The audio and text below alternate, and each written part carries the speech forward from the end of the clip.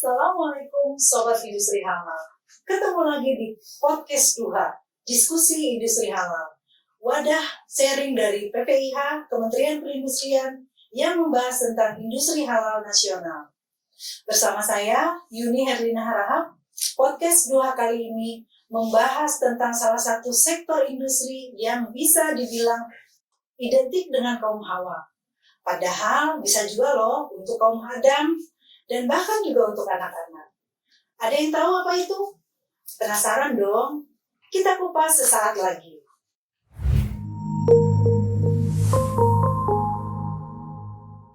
Sobat Industri Halal, kali ini kita akan bahas industri kosmetik. Secara khusus di episode ini kita akan bahas tentang kosmetik halal. Telah hadir bersama saya Direktur Industri Kimia Hilir dan Farmasi dari Kementerian Perindustrian, Bapak Saiful Bahri. Assalamualaikum Pak. Waalaikumsalam. Selanjutnya saya juga ingin menyapa Kepala Pusat Pemberdayaan Industri Halal Kementerian Perindustrian, Bapak Muhammad Ari Kurnia. Assalamualaikum Pak. Waalaikumsalam warahmatullahi wabarakatuh. Selanjutnya, ini dia nih salah satu perusahaan industri yang bergerak di sektor kosmetik, Pak Yasir dari PT Paragon Teknologi dan Innovation. Pak Yasir, Assalamualaikum. Waalaikumsalam. Ini Sebelum kita kupas lebih dalam tentang kosmetik halal, saya boleh tanya dulu nih ke Pak Direktur. Sebenarnya kosmetik itu apa sih Pak? Dan kira-kira yang dikategorikan sebagai kosmetik itu apa saja Pak? baik Bu, kami coba menjelaskan sedikit. Jadi mengatur peraturan Badan Pengawas Obat dan Makanan nomor 12 tahun 2023, kosmetik adalah bahan atau sediaan yang dimaksudkan untuk digunakan pada bagian luar tubuh manusia seperti epidermis, rambut, kuku, bibir, dan organ genital bagian luar, atau gigi dan membran mukosa mulut, terutama untuk membersihkan, mewangikan, mengubah penampilan, dan atau memperbaiki bau badan, atau melindungi atau memelihara tubuh pada kondisi kaya. Kemudian sebuah produk dapat dikategorikan sebagai kosmetik jika produk yang dimaksud digunakan sebagai tata rias muka, wangi-wangian, atau parfum, produk perawatan rambut, produk perawatan kuku atau mengukur dan pedicure, produk perawatan kulit, produk untuk kebersihan badan, dan produk untuk bertutur. Kemudian selain dari itu, produk kosmetik juga harus mempunyai nomor notifikasi dari Badan Pengawas Obat dan Makanan atau BPOM, diproduksi di fasilitas yang tersertifikasi, cara pembuatan kosmetik yang baik dan benar, terus PKB, dan tidak mengandung bahan aktif obat. Kita tahu Pak, saat ini sebetulnya sudah banyak kosmetik yang beredar di pasaran, Pak. Nah ini boleh dijelaskan nggak Pak? Kira-kira sebetulnya bagaimana perkembangan industri kosmetik kita saat ini? Industri kosmetik tanah air pada saat ini terus menunjukkan perkembangan yang cukup baik. Industri didominasi oleh pelaku usaha mikro dan kecil, yaitu sebanyak 83%. Sementara industri menengah dan besar berjumlah 17%. Hingga Juli 2023, jumlah industri kosmetik tercatat ada sejumlah 1.010 perusahaan. Sebagian besar industri berlokasi di Pulau Jawa, khususnya Jawa Barat dan Jawa Timur. Selain itu, berdasarkan data Sistem Informasi Nasional, industri kosmetik tercatat mampu menyerap tenaga kerja sebesar 59.886 orang. Pada tahun 2023, industri kosmetik diprediksi mencapai pendapatan sebesar 8,09 miliar dolar dengan pertumbuhan pendapatan sebesar 9,8%. Nah, Sobat Industri, ternyata industri kosmetik kita ini sudah oke banget ya. Penasaran pengen tahu lebih banyak? Kita lanjutkan setelah ini, hanya di Podcast Duha.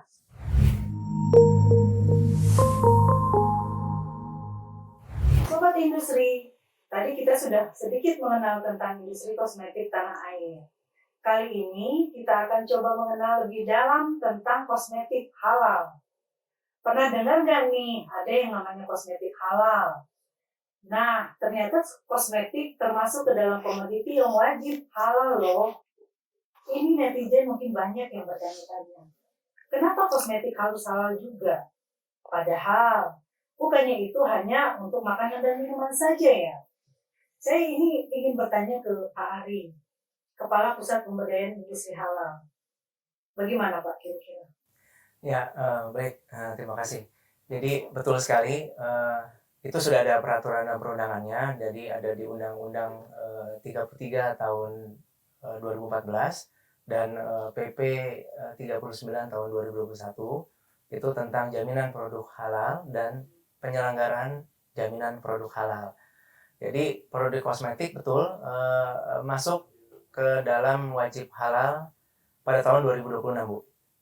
Nah, kenapa harus halal? Memang banyak yang sering nanya ya, ini kan sebenarnya tidak dimakan, tidak ditelan, atau tidak dikonsumsi lah gitu ya. Namun kita lupa bahwa pada prakteknya itu digunakan langsung menyentuh tubuh dan menyerap melalui kulit. Nah, sehingga apabila kosmetik tersebut mengandung bahan-bahan yang tidak halal, ya itu otomatis tidak halal ya, karena terkontaminasi bahan tidak halal, sehingga otomatis juga akan mengganggu ibadah dari umat muslim tersebut, di mana salah satunya adalah syaratnya adalah suci. Jadi berdasarkan PP 39 tahun 2021, sebetulnya kewajibannya di tahun 2026 ya Pak? Ya. Nah, kira-kira kalau boleh tahu ini titik kritis di industri kosmetik itu di mana saja sih Pak? Oke, nah ini menarik. Mungkin ini sebenarnya Pak Direktur lebih paham karena pembina dan ini ada pelaku nyata, pelaku industrinya. Tapi mungkin sedikit sharing saja. Jadi ada beberapa pesanan khusus yang harus dipenuhi. Ya, salah satunya sumber bahan baku. Mungkin sobat semua pernah nggak sih pada saat membeli suatu produk gitu ya, baca nggak sih komposisinya ya, komposisinya yang ada di dalam kemasan kosmetik tersebut ya. Biasanya kan kita kalau ke toko kita lihat yang judul, nama, atau mungkin dia jenisnya apa, tapi di situ ada komposisi dalam kemasan itu. Nah, isinya macam-macam ya.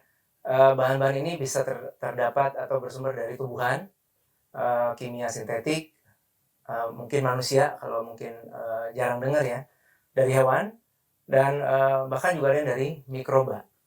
Nah, apa saja misalnya untuk tumbuhan bisa berupa dari ekstrak tumbuhan ya, ada asam lemak, vitamin A, vitamin C, vitamin E, kemudian juga kita pernah dengar adanya istilah gliserol.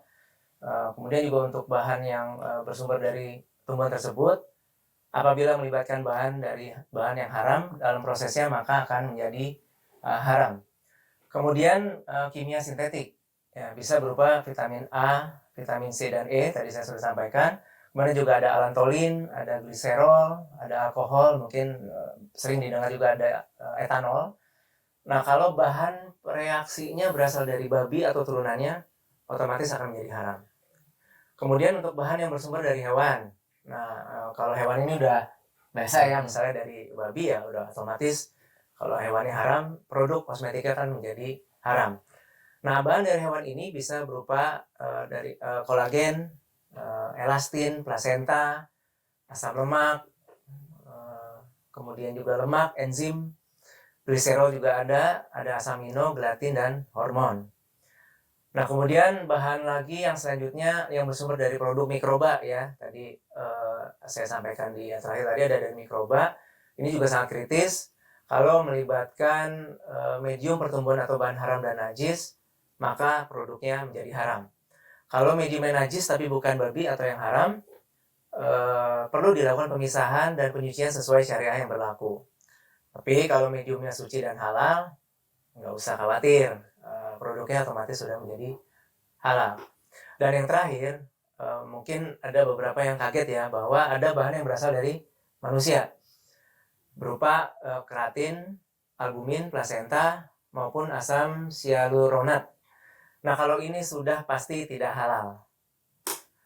Yang jelas, yang perlu menjadi perhatian kita semua bahwa kosmetik juga ada yang menggunakan konsep natural.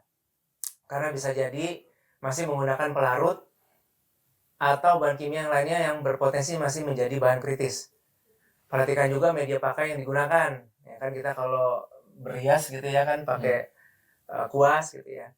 Nah, jika kuas itu terbuat dari bulu babi, ya itu pasti otomatis haram. Nah, itu kira-kira titik kritis dari produk kosmetik yang selama ini kita kawal dalam persiapan ke tahun 2026. Tentu di samping syarat-syarat lainnya juga ya.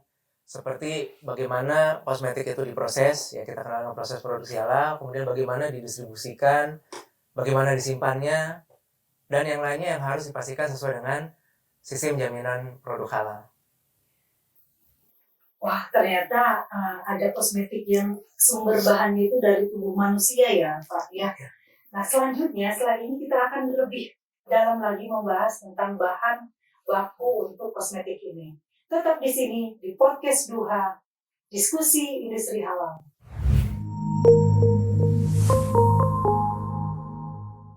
Sobat industri, kita balik lagi di podcast Duha, diskusi industri halal. Yang di episode kali ini kita membahas tentang kosmetik halal. Nah, menyambung tentang sumber bahan bagi industri kosmetik, ini saya boleh tanya lagi nih ke Pak Direktur. Kira-kira apa tantangan bagi industri kosmetik nasional, Pak, untuk menjadi halal? Baik, Bu. Saat ini industri kosmetik nasional itu masih tergantung pada bahan baku impor, di mana setidaknya sekitar 90% itu bahan baku masih diperoleh dari impor. Dan hal ini akan menjadi tantangan tersendiri tentunya bagi produsen kosmetik nasional. Nah, adanya kebijakan wajib halal di tahun 2026 praktis mewajibkan bahan baku yang digunakan dalam produksi kosmetik nasional juga harus halal. Nah, di sisi lain, belum semua produsen bahan baku kosmetik melakukan sertifikasi halal. Kondisi tersebut menuntut pelaku usaha untuk mengambil langkah strategis, diantaranya dengan secara bertahap tentunya melakukan tipsos bahan baku yang telah tersertifikasi halal. Selain itu, pelaku usaha dapat juga secara bertahap bekerja sama dengan supplier bahan baku untuk mendorong supplier bahan baku melakukan sertifikasi halal. Jadi kendala terbesar di bahan baku yang masih impor berarti ya, Pak? Saya jadi penasaran nih Sobat Industri. Mungkin kita bisa beralih ke PT Paragon. Ini PT Paragon kita kenal sebagai industri kosmetik halal di tanah air, Pak. Ini bisa diceritakan nggak, Pak, ke kita semua ini? Kira-kira awal mula PT Paragon berdiri dan kemudian memutuskan untuk bergerak di industri kosmetik halal. Silakan Pak Yasin. Terima kasih ya Bu Yuni, terima kasih Pak Direktur, Pak Saiful dan Pak Kapus Pak Ari atas kesempatan diberikan di acara kali ini. Karena Bu Nurhayati Subakat meyakini salah satu core value kami adalah ketuhanan, maka wujud dari value tersebut adalah menghadirkan produk yang berkualitas, which is itu ada salah satu komponen atau salah satu parameternya adalah tentang kehalalan. So ketika tahun 95 Wardah hadir pertama kali di publik itu secara voluntary, karena waktu tahun 95 belum ada mandatori dari pemerintah atau dari negara, sehingga hari itu saat itu masyarakat nggak perlu ragu lagi ketika mencari produk yang memiliki kehalalan. Karena kami juga yakin bahwa dengan halal ini adalah semacam quality life assurance. It's not about label. Ini nggak bicara tentang label saja, tapi bicara tentang etika, bicara tentang sustainability yang kami alhamdulillah setiap uji yang kami lakukan yaitu cruelty free ya. Jadi tidak lagi juga menggunakan animal, dan kami juga sudah memberikan pencerdasan atau informasi. Begitu Bu Yuni. Dengan adanya sertifikat dan logo halal ini sebetulnya apakah nilai tambah yang dirasakan oleh perusahaan? Yang pertama bagi kami atau Paragonian, kita nyebut karyawan itu Paragonian, yang tadi disampaikan oleh Pak Kapus adalah bagian dari syarat ibadahnya terus salah satunya suci. Nah, karena kami juga paham gitu ya ketika memakai kosmetik yang tidak halal itu juga kami bertanya-tanya ketika menghadirkan produk yang baik yang halal itu sebuah kebermanfaatan bagi pribadi-pribadi Paragonian di Paragon itu yang pertama. Nilai tambah yang kedua tentunya bagi masyarakat atau konsumen itu sendiri, di mana mereka memiliki alternatif produk yang punya kualitas baik dan juga halal. Tadi kan seperti ditanyakan, Pak Kapus juga menyampaikan kalau kita beli produk, oke, apakah baca ingredientnya gitu kan, bahannya tentunya hampir mostly enggak ya. Tapi begitu kita hadirkan dengan brand kita yang sudah memang mengusung awal sejak lahirnya, maka itu menjadi added value atau nilai tambah bagi kami. Dan yang ketiga tentunya kami juga terus berinovasi menghadirkan produk-produk terbaru, produk-produk terkinian dan menggunakan salah satu prinsip halal atau sesuai dengan syariat yaitu adalah sustainability. Bahwa halal itu tidak hanya label yang tadi saya sampaikan, tapi juga dalam keseharian kami, dalam manajemen kami. Bahwa setiap individu jadi berkembang, individu berinovasi, kemudian cara bagaimana kami bekerja di lapangan, kemudian marketing kami juga bekerjanya seperti hari ini, kemudian logistik kami, pemasaran kami, itu juga melakukan prinsip-prinsip halal tadi, sehingga halal itu menjadi halal lifestyle di perusahaan kami maupun way of life atau halal lifestyle journey kami di perusahaan. Tentu dengan kualitas yang terbaik, salah satunya kita menerapkan sistem jaminan halal. Nah itu yang kami berikan kepada publik sehingga produk kami dipakai, digunakan tidak hanya Muslim, tapi juga non Muslim. Jadi kami dan alhamdulillah kami bisa berkompetisi dan alhamdulillah juga memenangkan pertarungan di nasional. Insya Allah ya mudah-mudahan Paragon bisa menjadi salah satu representatif Indonesia khususnya di bidang industri kosmetik. Dengan label halal ini sebetulnya kan produk dari Paragon ini sudah kita ketahui tidak hanya beredar di dalam negeri ya Pak, jadi sudah juga masuk ke pasar global, sudah diekspor gitu. Nah selama ini sebetulnya tantangan apa Pak yang dihadapi oleh perusahaan dalam mengimplementasikan halal ini? Ya ini menarik ya. Tantangan tentunya pertama kita ngelihat dari internal kami. Tantangannya terus inovasi, jangan berhenti untuk memberikan kebermanfaatan bagi masyarakat Indonesia melalui produk yang berkualitas. Itu yang pertama. Yang kedua adalah memberikan edukasi kepada masyarakat bahwa penting loh menggunakan, bahwa penting loh mengkonsumsi produk-produk yang halal.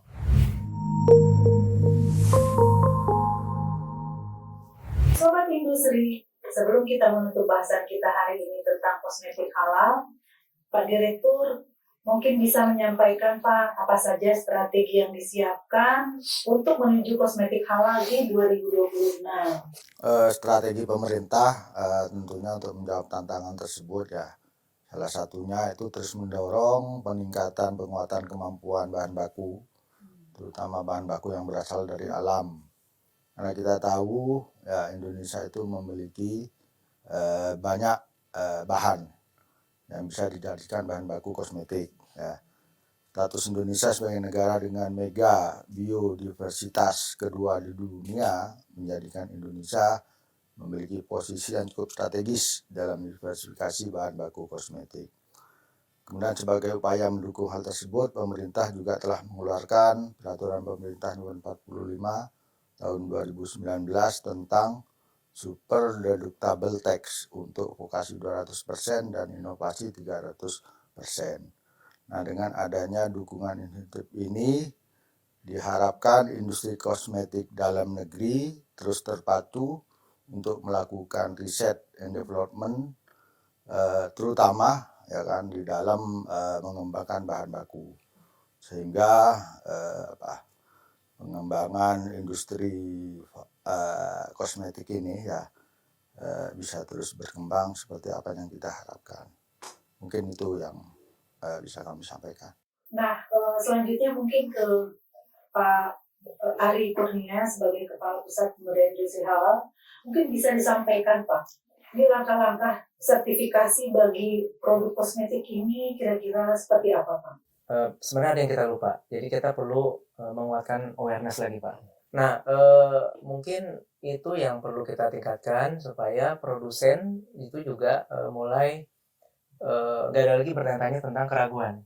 Kita harus yakin bahwa kita memproduksi sesuatu yang halal untuk menjamin keimanan atau individu dari iman seseorang konsumen itu.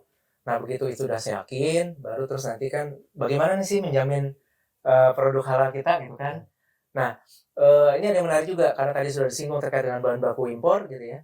Jadi memang ini sebenarnya ada hidden agenda juga. Kalau misalnya produsennya hilir gitu ya, khususnya itu aware dengan impor bahan bakunya itu hampir 90%, itu mungkin bisa merangsang untuk ngomong ke sesama pelaku usaha lain. Kamu bikinin dong bahan baku halal dong buat kami daripada kami impor 90%. Tapi dengan catatan tentu dengan sisi efisiensi. Nah, begitu ada produsen-produsen bahan baku lokal kosmetik tadi yang 90, mungkin kita tidak akan sempurna ya. 90% kita impor, mungkin kita pilih yang paling dominan. Paling dominan, paling gampang, nah pelan-pelan kita shifting. Nah, itulah terus kita dorong supaya langsung kita dorong untuk sertifikat halal. Nah, kita punya program fasilitasi sertifikat halal gratis ya, tapi memang maaf hanya untuk industri kecil. Siap. Kalau industri besar kita lebih kepada pendampingan, diskusi dan sebagainya. Cuman yang perlu jadi catatan, saya melihat beberapa kali kami kunjungin ke industrinya bilang Pak Direktur, Pak Saiful. Sebenarnya industri kosmetik ini mayoritas sebenarnya halal ya Pak, banyak ya sudah halal. Tinggal memang tinggal mengikuti aturan baru yang dikeluarkan oleh undang-undang dan PP tadi. Nah, tinggal disesuaikan. Nah, saya tidak khawatir terkait dengan kehalalan saja. Nah, PR-nya adalah nanti bagaimana memang ternyata masih ada bahan baku yang masih tidak halal dan harus disubstitusi bahan bakunya. Nah, begitu disubstitusi baru nanti kita fasilitasi sertifikat halalnya. Nah, apakah bahan baku halalnya itu disuplai dari industri kecil untuk industri besar? Itu nanti mungkin dalam sesi selanjutnya bagaimana nanti Direktur Pak Saiful bisa menyampaikan strategi seperti apa. Kemudian juga kita mau iklan juga Pak, ya jadi kita ada aplikasi untuk mendaftarkan sertifikat halal itu. Dan sebenarnya ini bocoran aja, sebenarnya tahun ini pun sudah ada beberapa industri yang kita jadi pilot project untuk beberapa sertifikat halal gitu. Nah, silakan juga mungkin masuk ke dalam saliha.kemenperin.go.id. Insya Allah semuanya gratis. Yang penting awareness-nya ada kemauan, melihat ada potensi market tadi, kemudian juga bagaimana kita menjamin halal value chain tadi sudah bisa terjalin. Nah, ini tentu sertifikat ini tentu akan sangat bermanfaat buat supply demand yang sustainable. Demikian, Pak. Jadi saliha.kemenperin.go.id. Nah, ini boleh dicatat nih Sobat Industri, ini gratis dari PPIH. Nah, yang terakhir ini sebelumnya nggak kalah menarik nih, kita ke PT Paragon lagi. Pak Yasir, kira-kira bisa menyampaikan persiapan PT Paragon ke depannya dalam memasuki pasar global itu kira-kira seperti apa Pak? Dan visi ke depannya untuk visi jangka panjang itu dari perusahaan itu kira-kira seperti apa Pak? Ya, terima kasih.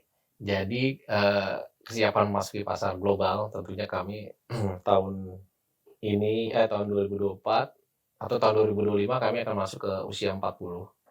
So, usia 40 itu kata orang kan usia yang sudah matang tapi masih muda gitu ya. Nah, mengkal gitu ya, masih muda, dan kami juga mempersiapkan bagaimana Paragon bisa hadir di global dan menjadi tadi representatif atau menjadi ambasadornya Indonesia, terutama dari dunia industri kosmetik gitu ya. Kalau negara lain kan ya misalnya kita Korea ada merek apa yang masuk ke sini dan itu menjadi representatif dia, dari mana pemerintah juga ikut serta di sana, dan itu juga kita bagian dari persiapan kami juga berdiskusi dengan pemerintah bagaimana industri kosmetik ini terutama industri lokal yang mungkin kita bisa dorong menjadi salah satu industri yang bisa main kancah global, gitu ya. Dan yang kedua, persiapannya tentunya kami tidak selalu melihat ke dalam dan keluar kan ya. Ke dalam kami mempersiapkan SDM kami, Paragonian ini, dengan menyiapkan salah satu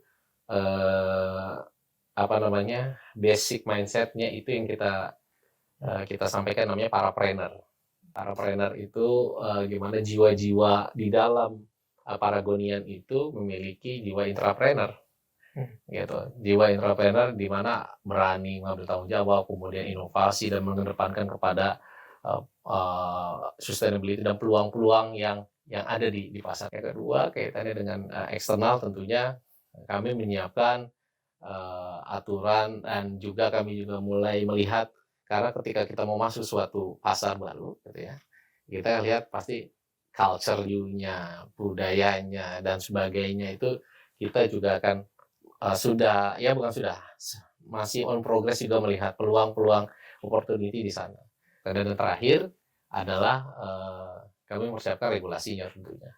Itu yang kami persiapkan untuk menatap ya masa depan kita. Dan terakhir, mudah-mudahan dari kami sebagai closing, halal ini bisa menjadi quality life assurance atau way of life bagi masyarakat, dan jangan ragu masyarakat terhadap kehalalan ya. Tema-tema tentang halal ini tidak mengubah apapun, gitu ya, karena insya Allah ini bagian dari rahmatan lil alamin, salah satunya bentuknya halal. Dan kalau halal ini sudah kita jalankan bersama-sama, halal tidak menggantikan apapun, halal juga tidak mengganggu apapun sebenarnya. Justru menguatkan kita, meyakinkan diri kita menggunakan produk halal itu akan membuat kita aman, nyaman, dan tidak mikir yang macam-macam. Tinggal pakai aja, tinggal gunakan saja. Insya Allah itu dari kami, dan suatu pesan yang kami selalu sampaikan di setiap sesi, owner kami selalu menyampaikan, bukan bertumbuh dulu baru bermanfaat, tapi karena kita ingin bermanfaat, maka kita akan tumbuh. Insya Allah itu yang selalu kita pegang, dan mudah-mudahan Paragon terus memberikan kebermanfaatan bagi Indonesia dan juga masyarakat global. Terima kasih. Baik, sangat menarik. Jadi jangan ragu menggunakan produk yang halal, begitu ya Pak. Itu dia Sobat Industri Halal, bahasan kita hari ini tentang kosmetik halal di podcast Tuhan kali ini. Tentunya kita harapkan industri kosmetik kita siap untuk wajib halal melalui salah satunya penguatan bahan baku dalam negeri bagi industri kosmetik halal. Saya aturkan terima kasih kepada seluruh narasumber kita yang sudah hadir pada hari ini. Bapak Direktur Industri Kimia Hilir dan Farmasi Kementerian Perindustrian, Pak Saiful Bahri, Bapak Kepala Pusat Pemberdayaan Industri Halal Kementerian Perindustrian, Pak Muhammad Ali Kurnia Taufik, serta Bapak Adi Yasir Maulana dari PT Paragon Teknologi dan Inovasi. Terima kasih Bu Yuni. Kita jumpa lagi di podcast Duha berikutnya. Industri Halal Nasional. Halal first.